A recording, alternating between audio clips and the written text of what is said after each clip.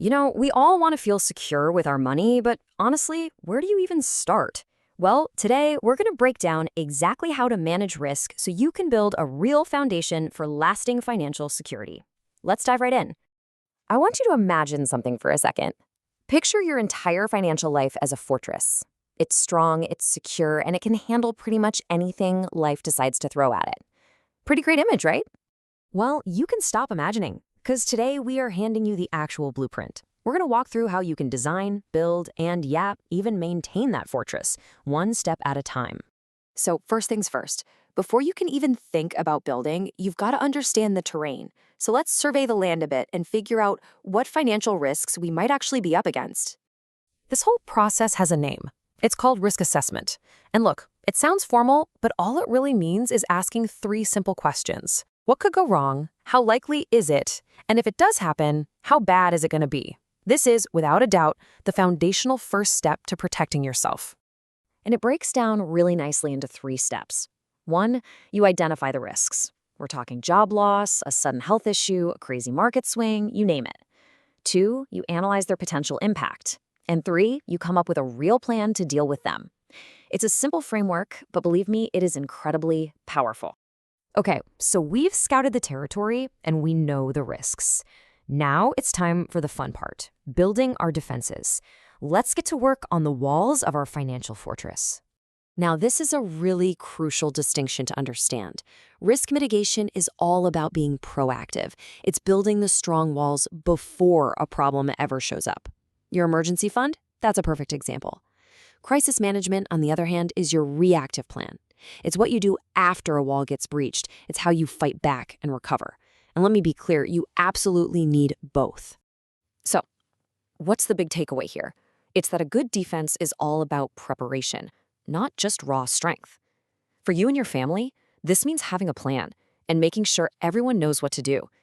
And you've got to review it every so often so you're actually ready for anything. And here's a perfect real-world example. You know how a company constantly backs up its data? Well, that's the exact same logic as a family putting together an emergency kit. In both cases, they're creating the tools they need to recover fast when things go sideways. But let's be realistic for a second. Some threats are just too big. You can't stop them on your own. I'm talking about a catastrophic storm, a huge lawsuit. So what do you do then? Well, if you can't stop it, you transfer it. You build a moat around your fortress to keep that danger away. And in the world of finance, that moat has a very specific name: insurance. This is the brilliant idea behind risk transfer. You're essentially swapping a potentially life-altering unknown cost for a small, predictable fee, your premium. In return for that fee, the insurance company agrees to take on that massive financial risk for you. It's a game changer. So you can think of property insurance as the armor for the fortress itself. It protects your biggest physical assets, your house, your car, from damage or theft. It literally safeguards the very structure of your financial life. And then you have liability insurance. This is what protects your fortress from attacks from the outside. Think of it as a shield against something like a lawsuit that could completely drain your resources if you're found responsible for an accident. And of course, maybe the most important of all, health insurance. This protects the people inside the fortress. Let's face it, a medical emergency is one of the quickest ways to absolutely wipe out your savings. This insurance is the essential shield against that. All right, the walls are up, the moat is dug. So now we turn our attention inward. Because a fortress isn't much good without a well-managed treasury to keep everything running. Managing your money follows this really clear four-step process. First, you set some real concrete goals. Second, you create a budget so you can actually track your money. Third, you put that plan into action. And finally, and this is the part people always forget, you have to regularly monitor it and adjust it. Your financial plan isn't meant to be set in stone. It's a living, breathing thing that has to evolve right along with you. And hey, if you're not sure where to even start with a budget, the 50-30-20 rule is a fantastic guideline.